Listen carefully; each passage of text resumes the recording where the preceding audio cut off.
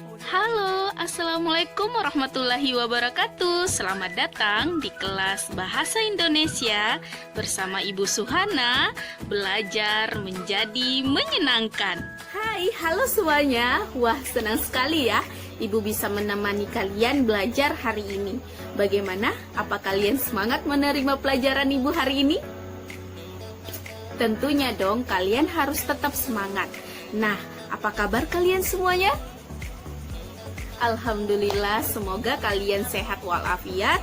Dan yang lagi sakit, Ibu doakan semoga kalian lekas sembuh dan bisa beraktivitas seperti biasanya. Di video kali ini, Ibu akan membahas materi bab 3, yaitu menyusun cerita pendek. Tapi sebelum itu, di masa pandemik ini tidak ada bosan-bosannya Ibu mengingatkan kepada kalian selalu mencuci tangan, gunakan sabun dengan air yang mengalir, dan gunakan masker jika keluar rumah, dan selalu jaga kesehatan. Dan yang tidak kalah penting lagi adalah jaga jarak. Sebelum kita mulai pembelajarannya, alangkah baiknya kita berdoa dulu. Silahkan kalian pause terlebih dahulu. Berdoa silahkan.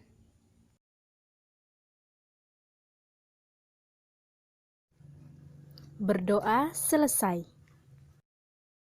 Oke anak-anak, perlu kalian ketahui pelajaran kompetensi dasar kita hari ini adalah Pengetahuan yaitu 3.5, mengidentifikasi unsur pembangun karya sastra dalam teks cerita pendek yang dibaca atau didengar. Selanjutnya adalah keterampilannya, yaitu 4.5, menyimpulkan unsur-unsur pembangun karya sastra dengan bukti yang mendukung dalam teks cerita pendek yang dibaca atau didengar.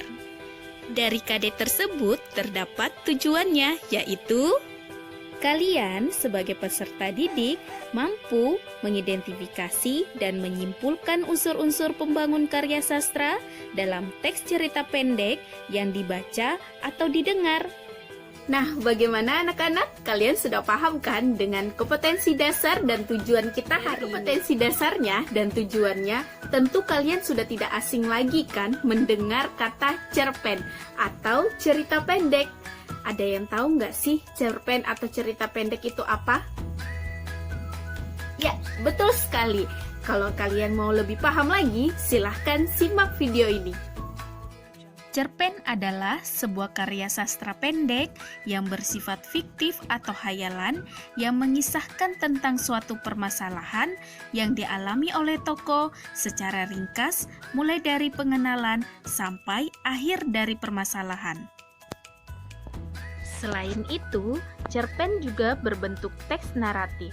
Nah, teks naratif itu sendiri adalah jenis karangan yang mengungkapkan suatu kisah, peristiwa, atau juga pengalaman pribadi dengan berdasarkan urutan-urutan kejadian atau peristiwa. Yang berikutnya adalah ciri-ciri cerpen.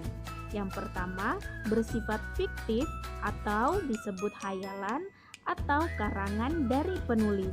Yang kedua, tersusun tidak lebih dari 10.000 kata. Dan yang ketiga, dapat dibaca dengan sekali duduk. Keempat, diksi yang dipakai tidaklah rumit sehingga mudah dipahami. Dan yang kelima, memiliki alur tunggal atau satu jalan cerita. Dan yang keenam, biasanya ditulis berdasarkan peristiwa dalam kehidupan. Yang terakhir, 7, memiliki pesan moral yang terkandung dalam teks cerita baik secara tersirat atau tidak langsung maupun tersurat secara langsung. Berikutnya adalah fungsi cerita pendek. Yang pertama, fungsi reaktif sebagai penghibur bagi para pembacanya. Dan yang kedua, fungsi estetis, memiliki nilai estetika atau keindahan sehingga memberi rasa puas dalam hal estetis bagi para pembacanya.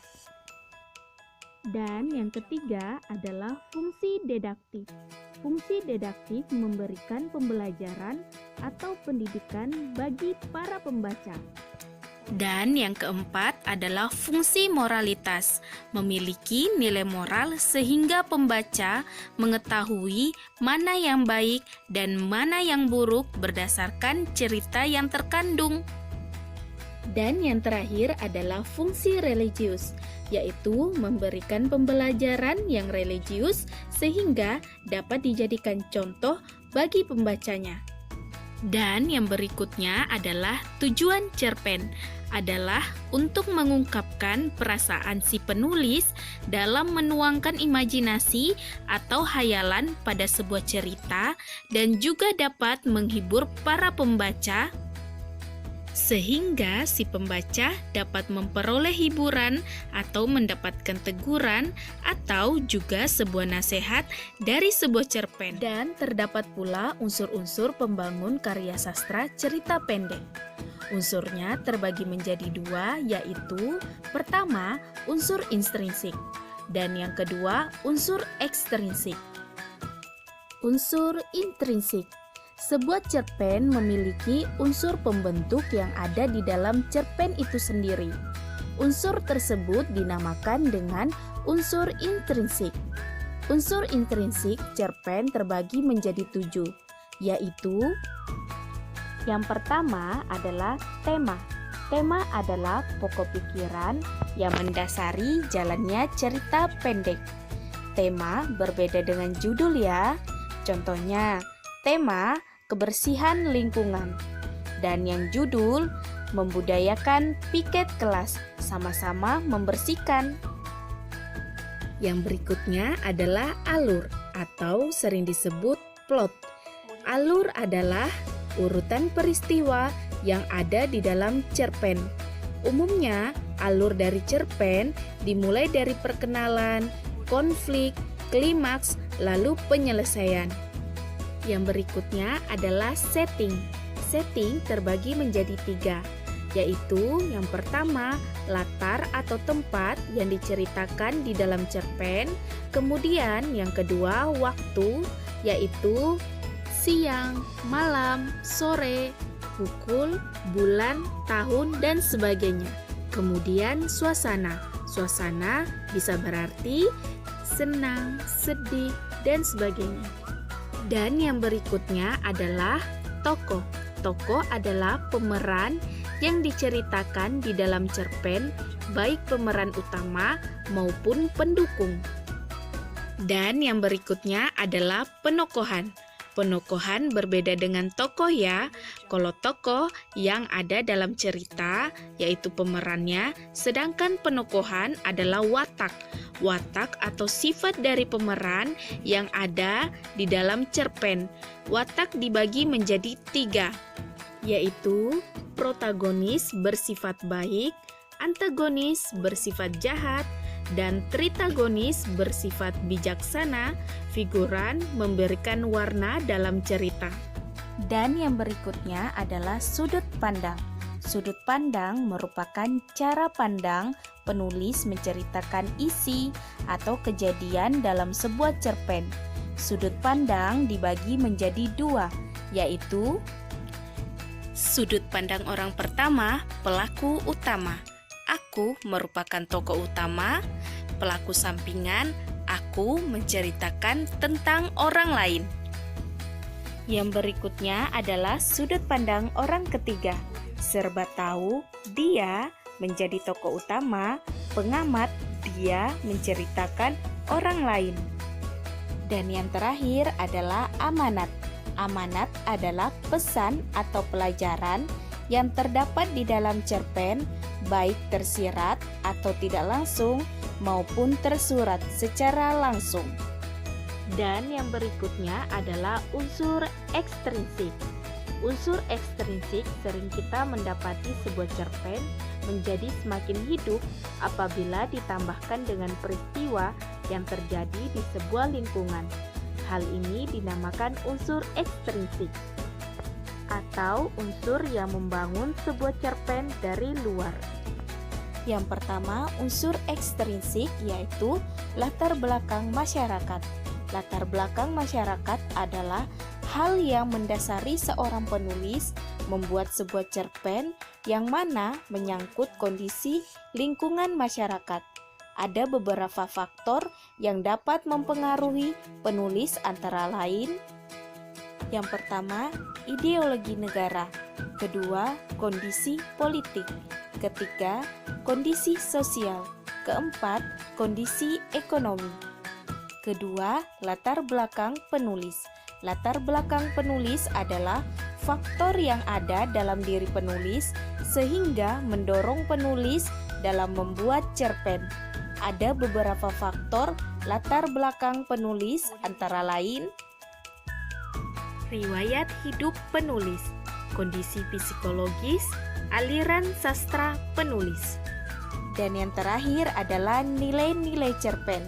Nilai-nilai cerpen yang terkandung dalam cerpen meliputi nilai agama, nilai sosial, nilai moral, nilai budaya. Setelah kita belajar bersama-sama tentang mengidentifikasi unsur-unsur pembangun karya sastra, pasti kalian sudah paham kan untuk menyimpulkan unsur-unsur pembangun karya sastra dalam teks cerita pendek dengan bukti yang mendukung. Nah, sekarang kalian silahkan lihat contoh yang Ibu berikan. Nah, sebelum kalian lihat contohnya, sebaiknya kalian membaca cerpen terlebih dahulu di buku paket kalian di halaman 53 sampai dengan 60. Cerpen tentang pohon keramat. Berikut LKPD kalian ada di halaman 60 sampai 62. Di halaman 60 tentang pertanyaan identifikasi. Di halaman 61 sampai 62 menyimpulkan unsur-unsur cerita pendek. Contoh menyimpulkan: 1. Latar tempat. Latar tempat, simpulan dan bukti ditulis di Gunung Beser. Nah, kutipan cerpennya: bagi sawah-sawah di kampung saya, air tidak mesti diperebutkan. Gunung Beser memberikan air yang melimpah. Oke anak-anak, itulah contoh menyimpulkan. Silahkan kalian lanjutkan untuk menyimpulkan unsur-unsur berikutnya. Silahkan kalian kerjakan tugas kalian dan catat di buku tugas kalian dan kumpul melalui WA Ibu. Sekian dulu pembelajaran hari ini. Assalamualaikum warahmatullahi wabarakatuh. Sampai bertemu di pelajaran selanjutnya.